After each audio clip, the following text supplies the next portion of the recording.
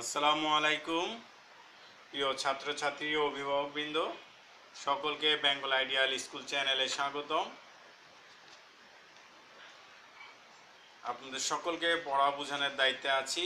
আমি Bengal ideal school and কলেজের প্রধান শিক্ষক চৌধুরী স্যার। এই চ্যানেলে প্লে থেকে দশম শ্রেণী পর্যন্ত সকল বিষয় বুঝিয়ে পড়ানো হয়। বিস্তারিতভাবে জানতে ডিসক্রিপশন বক্সে দেখুন।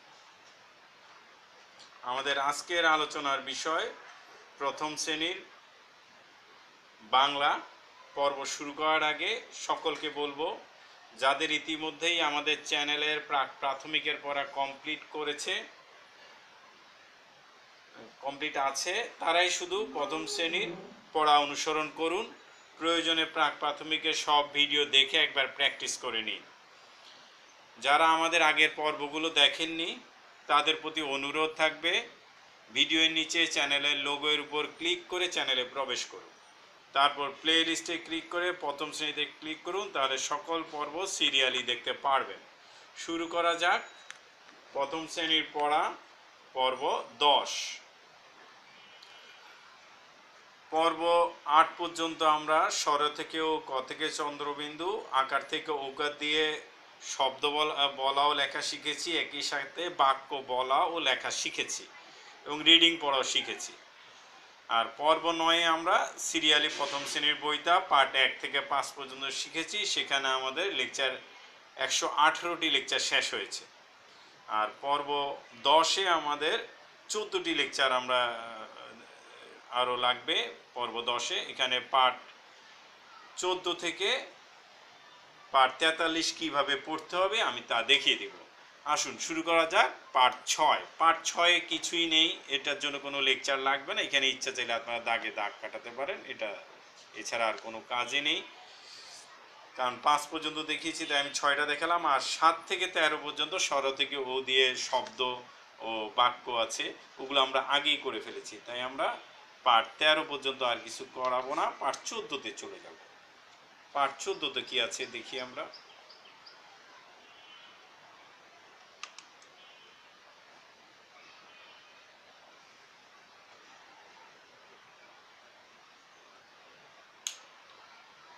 পার্ট 14-তে কবিতা, ছড়া, ইতল বিতল। আমি আগে ছড়াটি পড়ে শোনাই, নর্মালভাবে পড়ে শোনাই, আমি কবিতার ঢঙ্গে পড়ালাম না। আপনারা যারা সুন্দর করে কবিতা পড়তে পারেন তারা আর একটু সুন্দর করে আপনাদের সন্তানকে পড়ে শোনাবেন। ইতল বিতল গাছের পাতা, গাছের তলায় ব্যাঙের ছাতা, বৃষ্টি পড়ে ভাঙ্গে ছাতা, ডোবায় ডুবে ব্যাঙের মাথা। এখানে ছড়ার সাথে আপনারা ছবিটা মিলাবেন। প্রথমে কি বললো, ইতল বিতল গাছের পাতা, এটা একটা কবির স্টাইল। গাছের তলায় ব্যাঙের ছাতা, দেখুন আপনারা এই পাশে ব্যাঙের ছাতা আছে, এই যে এখানে ব্যাঙের ছাতা। তারপরে কি, বৃষ্টি পড়ে ভাঙ্গে ছাতা, এই যে বৃষ্টি পড়ছে, পড়ে ছাতা ভেঙে গেছে কিছু ছাতা। ডোবায় ডুবে ব্যাঙের মাথা, এই যে ব্যাঙ তখন কি করলো, ব্যাঙের ছাতার নিচে না বসে ডোবায় ডুব দিল। এখন এটা কিভাবে পড়াবেন, এটার জন্য 2টি লেকচার, অর্থাৎ 2টি কার্যকাল, সকালে একবার সন্ধ্যায় একবার, দুইটি মোট 4টি কি হবে, 2 দিনে সকাল সন্ধ্যায় 2 বেলা করে হলে 4টি ক্লাস করাবেন আপনারা। কিন্তু আমি লেকচার 2টি ধরবো, কার্যকাল 2টি। প্রথম লেকচারে কবিতাটি সম্পূর্ণ মুখস্থ করানোর চেষ্টা করবেন সকালবেলায়, যতটুকু পারে, কমপক্ষে 2 লাইন মুখস্থ করাবেনই। তারপরে বানানগুলো শিখাবেন, মুখে মুখে বানান শিখাবেন। আমি কিছু বানান নিচে দাগ দিয়ে দিয়েছি, যেমন তলায়, এই বানানটা অনেকে ভুল করে। ব্যাং বানানটা ওরা আগেই শিখেছে, ব্যাং বানানটা ভুল করার কথা না, তারপরেও ব্যাঙের বানানটাও খেয়াল করাবেন। বৃষ্টি বানান ভুল করে, ভাঙ্গে, ডুবে, এই 4টা বানান আমি গুরুত্ব দিয়েছি। তারপর আপনারা কবিতাটি পড়ানোর আগে কি করবেন, আপনার সন্তানকে দিয়ে আগে রিভিশন একবার পড়িয়ে নেবেন। ওরা একটু অনেক কষ্টে রস্যই তয়ের জায়গায় হয়তো অন্য কিছু বলতে পারবেন, আপনি তখন বলে দিবেন ত, রস্যই ত ল কি হতে পারে জিজ্ঞেস করে আপনি বলে দিবেন রস্যই তল ইতল, রস্যই তল ইতল, কয়েকবার পড়ো। যেটাই যখন সে পারবে না তাকে কয়েকবার করে পড়াবেন। তারপরে বিতল বানান, ওকে দিয়ে আপনি সময় নিয়ে 5, 10, 15 মিনিট সময় নিয়ে আপনি রিডিং পড়াবেন আগে একবার। যেখানে পারবে না আপনি বলে দিবেন, না সেটাকে আপনার সাথে 10 বার বানান সহ 10 বার।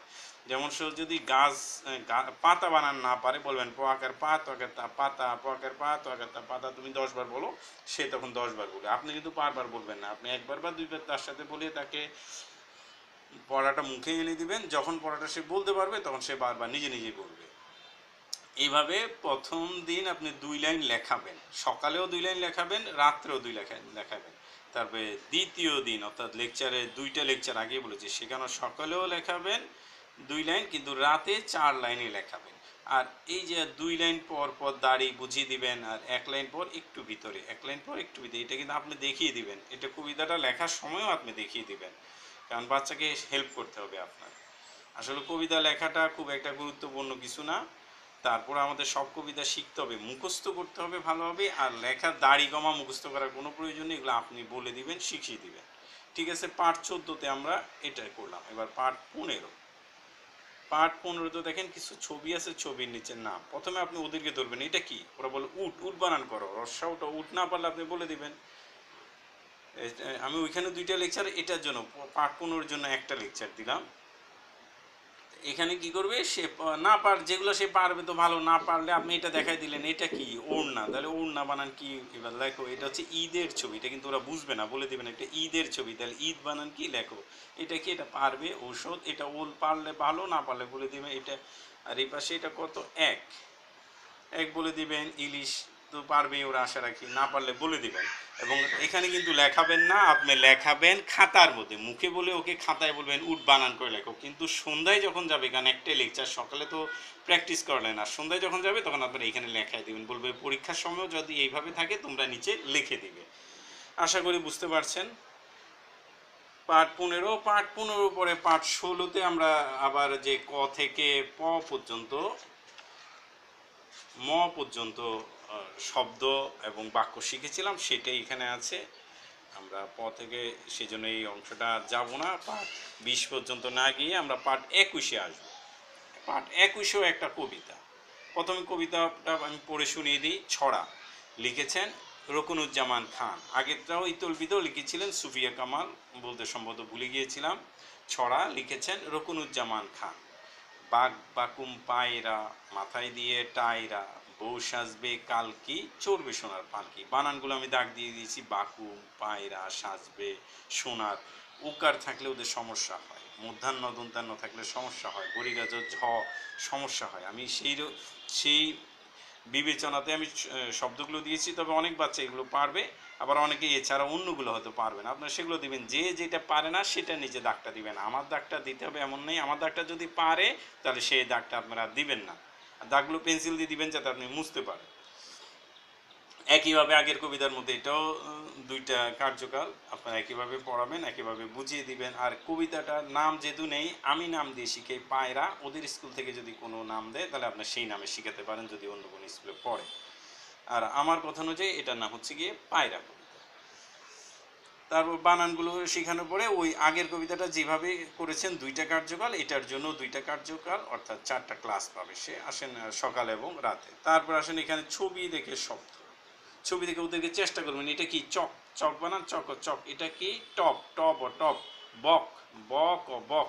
উট, রস্যাউট ও উট। আগে ওদেরকে দিয়ে চেষ্টা করবেন, তাড়াহুড়ো করবেন না, ধীরে ধীরে আপনাকে আগাতে হবে। যে হ্যাঁ আমি তাড়াহুড়ো করে শিখাতে হবে, সময় নাই, তাড়াহুড়ো করে আপনি বলে দিলেন না। আগে ওদেরকে দিয়ে চেষ্টা করবেন, সময় নেবেন, 5 মিনিট 10 মিনিট দিবেন, ওরা আস্তে আস্তে করবে, চেষ্টা করবে, ধৈর্য ধরবে। এই জন্য মায়েরা যদি পড়ান সবচেয়ে উপকার হবে। আপনি যদি শিক্ষক রেখে দেন, তিনি কিন্তু তাড়াহুড়ো করবেন, উনিই বলে দিবেন, বলে মুখস্থ করাবেন। এইভাবে না বুঝে মুখস্থ করার দিকে বাচ্চাকে ঠেলে দিবেন না, নিজেরা পড়ান, সবচেয়ে উপকার হবে। জগ, বরিগা জগ ও জগ, মগ ও মগ, ব রসই বই, এটা ম রসই মই। এখানে পার্ট 22 গেল। আমরা তারপরে একই রকম আমরা যে উন্তস্থ জ দিয়ে যে আমরা শব্দগুলো শিখেছিলাম, উন্তস্থ জ থেকে চন্দ্রবিন্দু দিয়ে, সেই অংশটা এখানে আছে।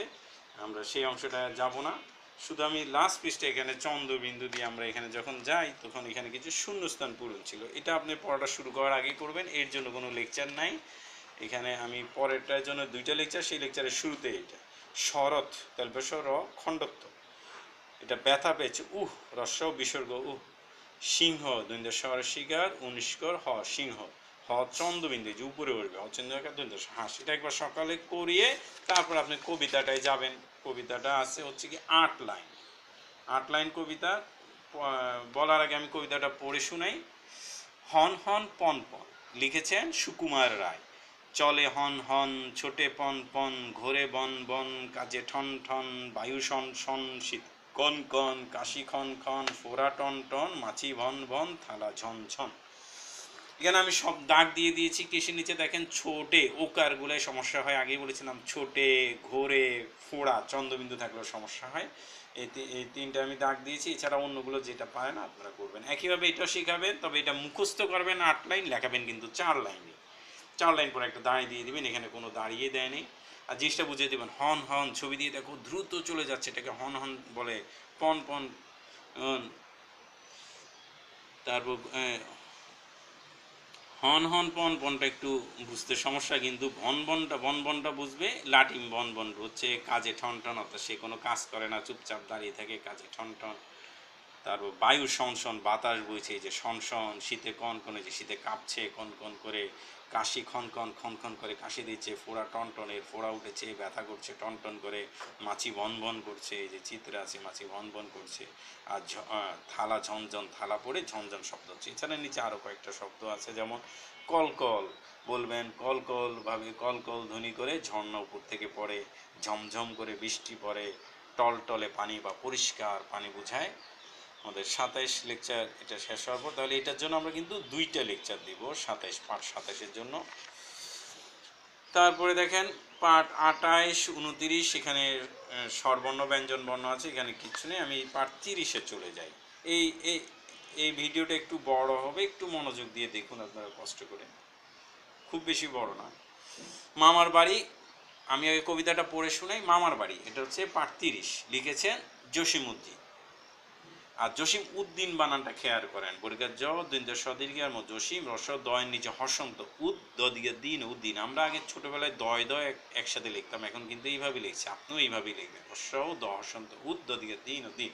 তো আপনার ছেলের নামের সাথে বানান আপনি যে কোনোটাই দিতে পারেন, আপনার সন্তানের নামের বানান তো আপনার হাতে। যাই হোক, এইভাবেই কবির নামটা লিখবে। তারপর আমি পড়ে শুনাই। আই ছেলেরা আই মেয়েরা ফুল তুলিতে যাই, ফুলের মালা গলায় দিয়ে মামার বাড়ি যায়। ঝড়ের দিনে মামার দেশে আম কুড়োতে সুখ, আম কুড়াতে সুখ, পাকা জামের মধুর রসে রঙিন করে মুখ। বুঝিয়ে দেবেন। ওরা সবাইকে ডাকছে, আই ছেলেরা আই মেয়েরা ফুল তুলিতে যাও, অর্থাৎ ওরা ফুল তুলতে যাচ্ছে। নিচে ছবি আছে, ফুল তুলিতে চাই। ফুলের মালা গলায় দিয়ে মামার বাড়ি যায়। ফুলের মালা, ফুল দিয়ে মালা বানায়। বলবেন এখন তো আমরা জানি না, বাচ্চারাও চিনে না, বলবেন যে আগে ফুল দিয়ে মালা বানাতো, প্রয়োজন আপনি কিছু ফুল কিনে এনে মালা বানিয়ে দেখান। মালা বানিয়ে গলায় পড়তো, এই জন্য হচ্ছে ফুলের মালা গলায় দিয়ে মামার বাড়ি যায়। মামার বাড়ি যেতে সবাই পছন্দ করে, তাই মামার বাড়ি যায় কথাটা আসলো। ঝড়ের দিনে মামার দেশে আম কুড়োতে সুখ। মামার দেশ মানে নানা নানির গ্রামের বাড়িতে যখন যাই, আমিও আম কুড়িয়েছি ছোটবেলায়, অনেক ছোটবেলায় অবশ্য। ঝড়ের দিনে মামার দেশে আম কুড়োতে সুখ, পাকা জামে আশা রাখি সকলে দাদা দাদি বা নানা নানির যদি দেশের বাড়িতে যায়, নানা বাড়ি নানি বাড়ি দাদা বাড়ি দাদা বাড়ি যায়, তখন আপনারা গরমকালে নিয়ে গেলো আম কুড়োনোর, ওদেরকে দিবেন। একটু অভিজ্ঞতা দরকার আছে, হয়তো একটু ভিজলো, একটু জ্বর হলো, ওদের কিচ্ছু হবে না ইনশাল্লাহ।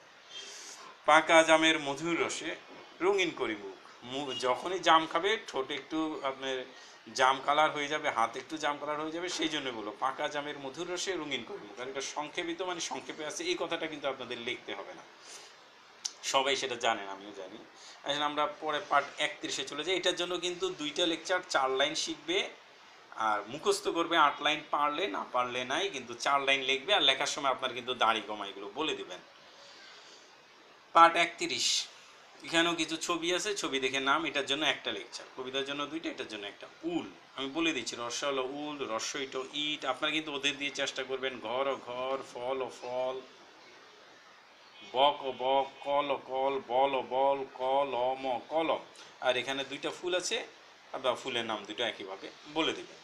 তাহলে পার্ট 31 পর্যন্ত আমাদের গেল। এবার পার্ট 32 থেকেও কিন্তু আমাদের পড়া আছে, সেটা হচ্ছে ওই যে আকার থেকে ঔকার দিয়ে আমরা শব্দ এবং বর্ণ শিখেছিলাম, সেটা পার্ট 42 পর্যন্ত।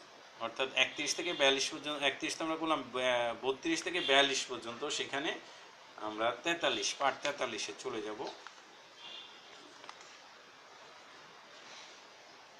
43-এর এটার জন্য পুরোটার জন্য একটা পার্ট। এখানে আ থেকে আকার আপনার ঠিক আগের পৃষ্ঠা, এই পাশের পৃষ্ঠাতেই আপনারা এই যে দেখুন এখানে দেওয়া আছে আ থেকে আকার, এইভাবে সবগুলো দেওয়া আছে, সেটাও শিখবে।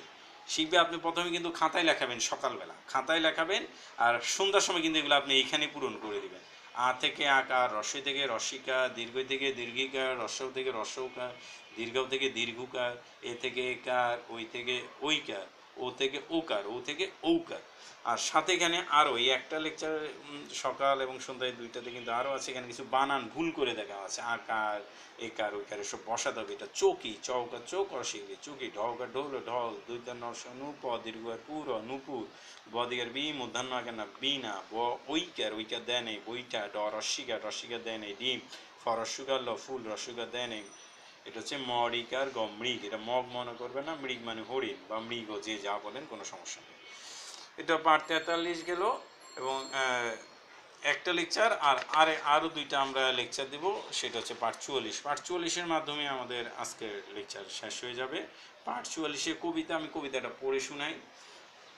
ভোর হলো, লিখেছেন কাজী নজরুল ইসলাম। ভোর হলো, দোর খোলো কুকুমণি ওঠরে, ওই ডাকে জুঁই শাকে ফুলখুকি ছোটরে, খুলি হাল তুলি পাল ওই তরি চলল, এইবার খুকু চোখ খুলল, আলসে নয় সে ওঠে রোজ সকালে, রোজ তাই চাঁদা ভাই টিপ দেয় কপালে। আমি এভাবে বলতে পছন্দ করি, এটা হয়তো বা প্রকৃতভাবে না, আমি এভাবে একটা তালে তালে বলতে পছন্দ করি। যে কোনো জিনিস কবিতা আবৃত্তির জন্য কোনো নির্দিষ্ট নিয়ম নেই, আপনি সবাই নিজেরাই নিয়ম তৈরি করে, এটা আমার নিয়ম। আপনাদের কাছে যেই নিয়মে ভালো লাগবে, প্রয়োজনে এটার আবৃত্তি আপনারা ইউটিউব সার্চে দিয়ে দেখে নেবেন, কোনো সমস্যা নেই, বা আপনি যেভাবে পড়াতে পছন্দ করেন সেভাবে পড়াবেন। আর এইখানেও ঠিক একই রকম 4 লাইন লিখবে, 2 লাইন করে 4 লাইন লিখবে, দুইটা লেকচার এখানে, আর মুখস্থ করার চেষ্টা করবে পুরোটা পারলে করবে, না পারলে সমস্যা নেই। এই সাথে আমাদের আজকের লেকচারটি আমরা শেষ করলাম। এখানে আমরা এই পর্ব 10-এ লেকচার 119 থেকে 132 পর্যন্ত মোট 42টি লেকচার ব্যবহার করব, 42টি লেকচারে পড়াবো। কারো যদি প্রয়োজন হয় অতিরিক্ত আরও কিছু লেকচার আপনারা নিতে পারেন, তবে সেটা আমাদের পাঠ পরিকল্পনার বাইরে। সকলের প্রতি অনুরোধ থাকবে, চ্যানেলটি ভালো লাগলে সাবস্ক্রাইব করুন, তাহলে আমি যখন 3টি সাময়িক পরীক্ষা নিব তার নোটিফিকেশান আপনারা পেয়ে যাবেন, যখনই নতুন কোনো ভিডিও দিব তার নোটিফিকেশান পেয়ে যাবেন। আমাদের কোনো পরীক্ষায় অংশ নিতে বা চ্যানেলের কোনো ভিডিও দেখতে কোনো প্রকার খরচ হয় না, কোনো ফি লাগবে না, কেননা ইউটিউব ভিডিও দেখতে কোনো খরচ হয় না। এছাড়া ভিডিওটি ভালো লাগলে লাইক শেয়ার করুন, কোনো কিছু জানতে চাইলে কমেন্টস করুন, আমি উত্তর দেওয়ার চেষ্টা করব। আমাকে উৎসাহিত করার জন্য একটা সুন্দর কমেন্টস করলে আমি খুব খুশি হব। সকলকে বিদায়, আসসালামু আলাইকুম ওয়া রাহমাতুল্লাহ।